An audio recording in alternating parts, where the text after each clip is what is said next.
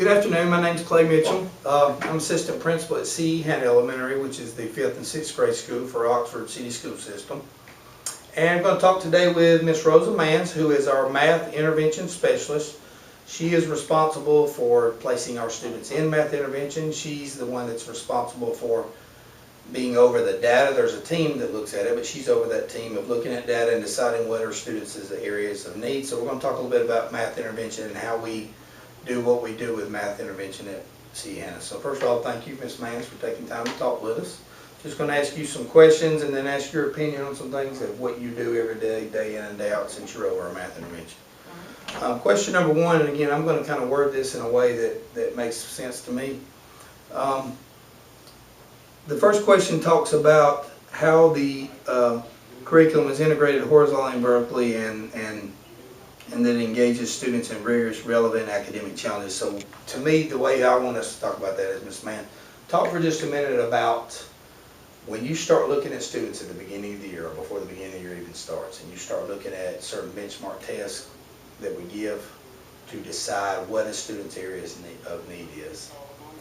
Talk for just in general, you don't have to talk specific, talk in general about how do you come to conclusions of grouping students based on that data? In other words, how do you decide these 15 students need to be in this intervention, these 15 need to be in this intervention? Just talk in general. Okay.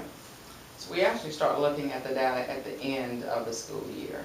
And we look at state testing, district testing, and also local testing within the school building. And so when we come to the conclusion from looking at the data that a particular child needs intervention because of the scores that we're seeing, then we follow through on that at the beginning of the year. And so our state testing, of course, tells us, what's happening, where this child should be within the state. Right. The district data usually comes from scientific-based programs that the district has purchased that helps us to understand better what areas of weakness this child is experiencing and how to better, serve that child. And it's those scientific-based programs that help us really to determine what's going to help that child. So as we look at them, again, at the beginning of the year, as we have at the end of the year, then we look at all the intervention programs that are available. Would a scientific-based program serve this child better? Would one-on-one tutoring serve this child better? And so from the data and from looking at what the programs offer, then we make the decision of which one is best. So you match the student's need to what program best addresses what their problem is. Correct. Oh, great. Okay. All right. Question number two, or discussion number two, it asks a question that talks about how do you assure that instructional objectives and curricular goals are aligned. So when you're talking with a teacher that's going to teach a particular intervention program, what information do you feel like, or what information other than data, does that teacher need anything else about that student, or do they just know that if Ms. Manns has placed them in this intervention program, let's say the intervention program addresses students that are having difficulty with fractions, is there any other information they need from you, or do they pretty much understand that if I'm placing this student in your intervention program, then their area of need is exactly the same as everyone else in there? Okay. I would actually ask the teacher to pull that child's record and just kind of look at across the board how they've been doing. How did they do in fractions last year? How did they do in the fractions the year before? And when they were first introduced, was there any growth across the line?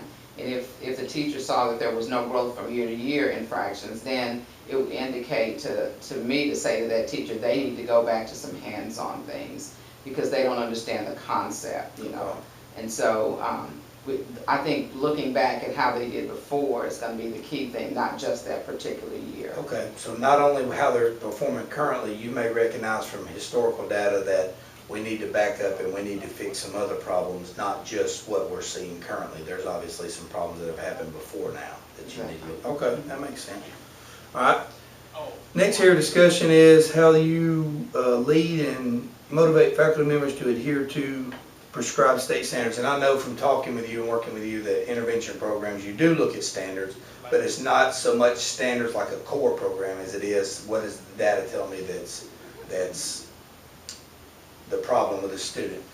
Do you have any kind of way that you pair teachers up with a particular program? In other words, do you pair a teacher up with what you think their strength is on what intervention program they're taught? Or is it simply a matter of a teacher is assigned to a certain intervention program and you put the students in that program? We do always try to look at the personalities there of the teacher, and when I say personality, their professional personality, as far as, is this teacher really good in this area? Mm-hmm. And with this teacher in the area that they specialize in, would it fit with the child? Okay. And so once we try to determine that, it's not always possible to do that, but if we can determine that, then we feel like that's an add-on, that's a great thing. And so I think motivation for the teacher, because sometimes if you're not an intervention teacher, or you are a core teacher and you've got intervention added on, I think sometimes you kind of give more credence to your core than you do to your intervention. And so we just try to make that teacher understand how important it is to teach to fidelity the intervention. Right. Because so you do have discussion with them of basically, you know, we need to adhere to this program and follow it the way that it's been written. Yes. And if there's a problem with that, then let's you and I have a discussion and see what we need to clean that up. Yes. Does that sound right? Okay. All right.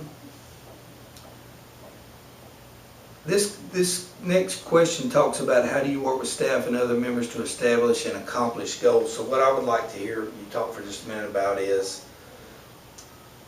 based on the student, do you and the teacher have conversation, or are you looking, I know because I know you constantly look at new data on students, do you make the determination that a certain student seems to be ready to move out of that intervention program? In other words, the area of need that they had that placed them in that intervention program seems to be cleaned up. Is that something that you mainly make the decision on? Does the teacher come to you and say, hey, I think Johnny's problem that placed him in here is cleaned up. He doesn't seem to be having that same problem. How do you decide if a student's ready to move out of an intervention program? okay, it actually works both ways. Sometimes the teacher comes to me with some information that says, well, you know, I think this person is ready to move on because they have mastered this skill. And then sometimes, because I keep up with the data and I know what's going on, because the teachers make sure I get the data, or either it's on the computer. So sometimes I recognize and I look at something and I think, wow, you know, this child is excelling. They really need to be, you know, they need to be moved on so that they can, you know, master more skills. And so it's kind of, it happens both ways. So there's a little bit of give and take. Some It is. you may recognize it first, the teacher may recognize it first and come to you.